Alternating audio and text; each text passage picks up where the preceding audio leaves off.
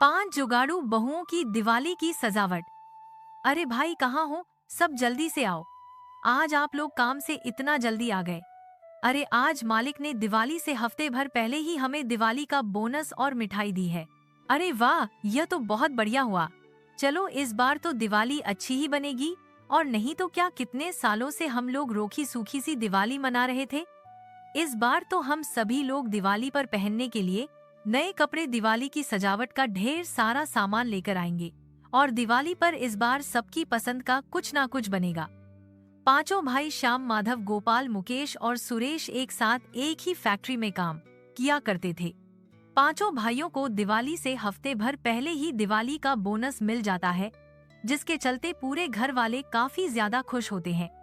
रूपाली बहू, यह बोनस के पैसे तू संभाल के रख दे। कल बाजार लगेगा तो दिवाली की शॉपिंग करने को चले जाएंगे। रूपाली उन बोनस के पैसे को संभालकर मसाले के डिब्बे में रख देती है। थोड़ी देर में रात होती है और अब सब लोग खाना खाकर सो जाते हैं। जैसे मोहल्ला सड़कें सुनसान होती हैं, तो दो कालू और बिज्जू नाम के चोर उन पांचों बहू के घर के बाहर आकर खड़े हो जाते हैं। अरे सोचा था कि यहाँ इतने बड़े बड़े घर हैं, किसी ना किसी घर में तो हाथ साफ हो ही जाएगा, लेकिन इन सब लोगों ने वॉचमैन बिठा रखे हैं। अब हम क्या करें? अरे भाई एक काम करते हैं, इस वाले घर में चलते हैं। अरे लेकिन इस घर में क्या ही मिलेगा, छोटा सा तो घर है। अरे चोरी करने निकले हैं, खाली हाथ तो घर वापस लौट नहीं सकते, कुछ ना कुछ तो मिल ही जाएगा। दोनों चोर दबे पांव खिड़की से घर में घुसते हैं और इधर उधर कीमती सामान ढूंढने लगते हैं कि तभी बिरजू को मसाले के डिब्बे में वो बोनस के पैसे मिलते हैं, जिन्हें देख दोनों चोर काफी खुश होते हैं और उन पैसों को लेकर वहां से चले जाते हैं। सुबह होने के बाद जैसे ही रूपाली मसाले का डिब्बा खोलकर देखती है तो उसे पैसे नहीं मिलते। सभी लोग घर का कोना कोना छान लेते हैं, लेकिन उन्हें कहीं पैसे नहीं मिलते हैं। भगवान, यह पैसे कहाँ चले गए? माँ जी पूरा घर ढूंढ लिया, लेकिन कहीं पर भी पैसे नहीं मिल रहे हैं। रात को हम लोगों ने खिड़की खुली रखी थी, लगता है कोई चोर खिड़की से घर में आया और उन पैसों को चुरा कर ले गया है। भगवान, अब हम क्या करें? सभी घर वाले काफी ज्यादा परेशान होते हैं और ऐसे ही 2 दिन गुजर जाते हैं। पांचों भाई अपनी फैक्ट्री के सेठ से दिवाली बनाने के लिए कुछ पैसे एडवांस मांगते हैं, लेकिन सेठ उन्हें पैसा देने से साफ इनकार कर देता है। सब मेरी ही गलती थी, अगर मैं पैसों को सही जगह पर रखती तो वो चोरी नहीं होते और इस साल हम सब भी हंसी खुशी दिवाली मना पाते। रूपाली, आखिरकार कब तक खुद को दोष देती रहोगी? जो होना होता है वो होकर ही रहता है। पांचों बहू का चेहरा काफी ज्यादा उतर जाता है। अब दिवाली की सजावट के लिए पांचों बहू के पास बिल्कुल भी पैसे नहीं थे, लेकिन पांचों बहुएं मिलकर दिवाली की सफाई जरूर करती हैं। अंदर की तो झाड़ू लग गई, अब जाकर आंगन की झाड़ू लगा देती हूँ। सोनम आंगन की झाड़ू लगा रही होती है कि तभी एक कबाड़ी वाला सोनम के पास से गुजरता है। उस कबाड़ी वाले के ठेले पर दिवाली पर लगने वाली कुछ लाइट्स होती हैं, जिन्हें देख सोनम, अरे भैया यह तो बिल्कुल नई लाइट्स लग रही हैं। नई तो है बहन जी, लेकिन इसमें से कुछ जल रही है और कुछ नहीं जल रही है। सोनम उस लड़ी को लेकर जैसे ही जलाती है तो उसमें से कुछ लाइट्स खराब होती हैं तो कुछ सही होती हैं। जिन्हें देख सोनम, जो खराब लाइट है मैं उन्हें निकाल दूंगी और जो सही वाली है उन्हें आपस में जोड़ दूंगी। दिवाली की सजावट के लिए कम से कम हमारे पास लड़ी का इंतजाम तो हो जाएगा। सोनम उस कबाड़ी वाले से वह लड़ी ले लेती है, जिसके बाद अब उसमें से खराब लड़ी निकालकर सही लाइट को आपस में जोड़ देती है। और अब जैसे ही सोनम उस लड़ी को जलाती है वो सारी लड़ी की लाइट्स आपस में जलने लगती हैं, जो दिखने में काफी सुंदर लग रही होती हैं। मुझे तो लगा तुम इसे खराब कर दोगी, लेकिन तुमने तो इसे बिल्कुल ठीक कर दिया।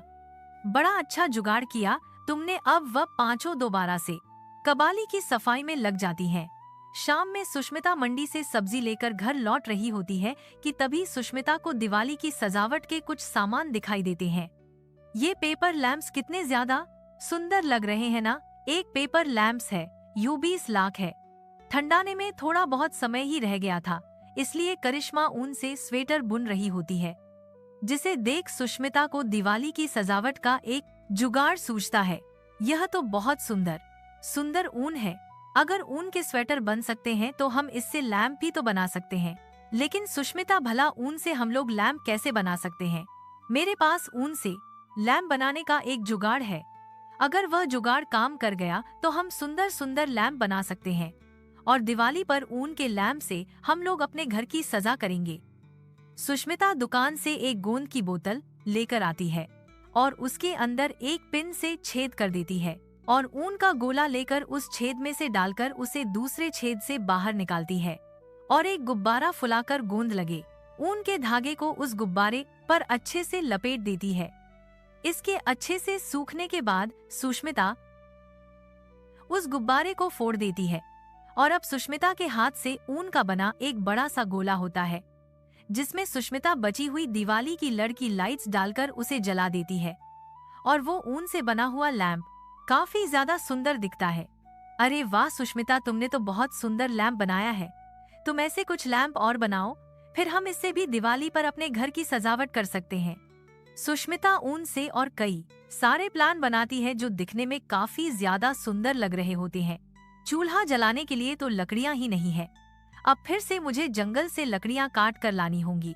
रूपाली लकड़ियां काटने के लिए पीछे वाले जंगल में जाती है। लकड़ियां काट कर घर लौट रही होती है कि तभी रूपाली को जंगल में कुछ फूलों के पौधे और पेड़ दिखाई देते हैं। अरे वाह, यह सभी फूल तो कितने ज्यादा सुंदर लग रहे हैं। अगर इससे मैं दिवाली के लिए झालर बनाऊंगी तो कितने सुंदर लगेंगे। आजकल के सभी लोग नकली नकली फूलों के झालर लगाते हैं, मैं तो दिवाली पर असली फूलों की झालर लगाऊंगी। रूपाली अच्छे अच्छे फूलों को तोड़ लेती है और घर आकर उन फूलों से झालर और लड़ियां बनाती है जो दिखने में काफी सुंदर लग रही होती हैं। मैं तो सोच रही हूँ कि जंगल से कुछ और फूल लाकर ये लड़ियां और झालर बनाकर बाजार में बेचूं। मैं तो कह रही हूँ सुष्मिता, जो तुमने उस दिन ऊन के जो लैंप बनाए थे ना, तुम भी उन्हें मेरे साथ बाजार में चलकर बेचो, हमारी काफी अच्छी कमाई हो सकती है। सही कह रही हूँ रूपाली, मैं आज ही उनके कुछ और लैंप बना लेती हूँ।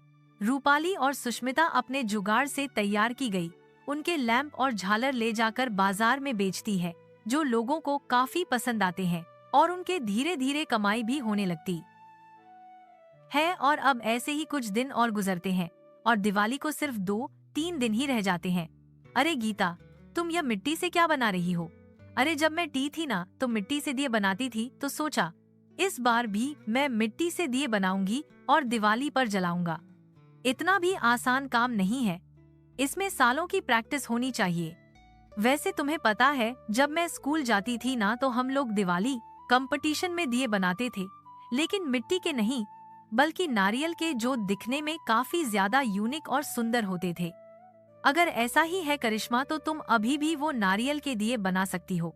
मंदिर के बाहर हमें नारियल के ढेर सारे ऊपरी हिस्से मिल जाएंगे और हमारे घर में मोमबत्तियां तो रखी ही हुई हैं।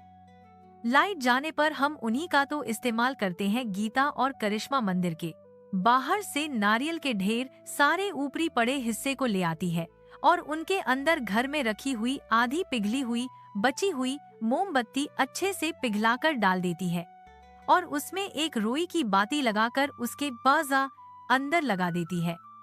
साथ ही उस नारियल के छिलके को सुंदर बनाने के लिए उसे रंग कर देती है, जिसके बाद अब जैसे वह नारियल से बना हुआ दिया जलता है तो वह दिखने में काफी ज्यादा सुंदर और यूनिक लग रहा होता है। अरे माँ जी, कब से देख रही हूँ आप घर की दीवारों को घूरी जा रही हैं। क्या हुआ? दिवाली पर सभी के घरों में पेंट हुआ है, सिर्फ हमारा घर छोड़कर देख तो जरा हमारे घर की दीवारें कितनी गंदी लग रही हैं।